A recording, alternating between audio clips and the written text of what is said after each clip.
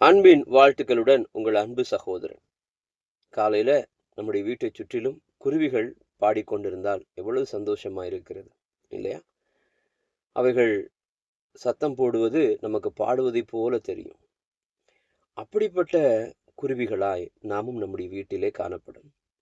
என புலம்பல் 3:22, 23 வசனங்களின்படி நாம் நிர்மூலமாகாது இருக்கிறது கர்த்தருடைய கிருபையே.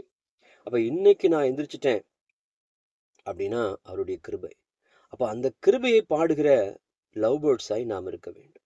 காலையில எழுந்த உடனே அது சரியில்லை, இது சரியில்லை, அதை எங்க வச்சேன், இதை எங்க வச்சேன், இது இப்படியே இருக்கு, அது அப்படியே இருக்கு என்று புலம்புகிறவர்களாய் இல்லாமல் அவரை மகிமைப்படுத்துகிற, நம்ம நேற்றைக்கு படிச்சோம் இல்லையா, ஏசாயா 43:20 காட்டு மிருகங்களும் குருவிகளும் இல்லையா, கோட்டான் குஞ்சுகளும் வலு சர்ப்பங்களும் என்னை கனம் பண்ணுன்னு சொல்றாரு இல்லையா. நாம் அவரை கனம் பண்ணுகிறவர்களாய் காணப்படும். சில நேரத்துல வீட்டுக்கு வெளியே 2-3 நாய்கள் சத்தம் போட்டா எவ்வளவு கஷ்டமா இருக்கு இல்லையா? அது கேட்கறதுக்கே எரிச்சலா இருக்கு.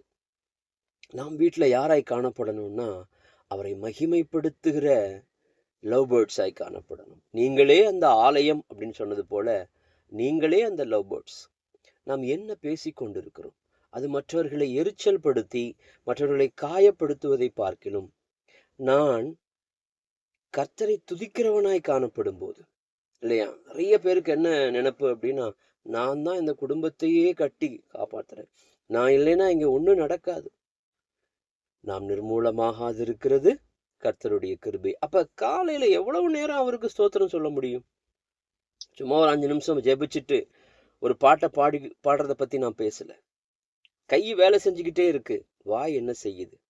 அந்த வாயினாலே அவரை கனப்படுத்துவோமா? அதை செஞ்சு பார்ப்போமே. இவ்வளவு நாள் இதை செஞ்சுட்டோம். இவ்வளவு நாள் வேலை செஞ்சுக்கிட்டே மற்றவர்களை திட்டிட்டு அல்லது குறை சொல்லிட்டு அல்லது புலம்பிட்டு, அது ஒருவேளை நியாயமானதாக காணப்படலாம். ஆனால் அது அல்ல. எது நியாயமானதுன்னா அவருடைய கிருபையினாலே நான் வாழ்ந்து கொண்டிருக்கிறேன்.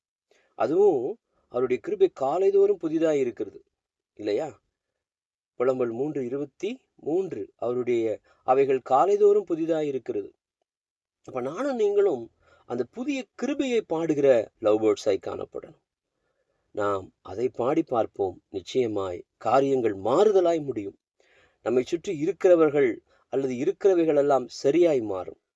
நாம் அவரை துதிக்கிற லவ் பேர்ட்ஸாய், அவரை கனப்படுத்துகிற குருவிகளாய் காணப்படணும். நிச்சயமாய் ஒவ்வொன்றும் சரியாய் மாறும். இதை நாம் முயற்சிப்போமானால் அது நம்முடைய வாழ்க்கையில மாற்றம் அல்ல, மற்றவர்களுக்கும் ஆசீர்வாதமாய் முடியும்.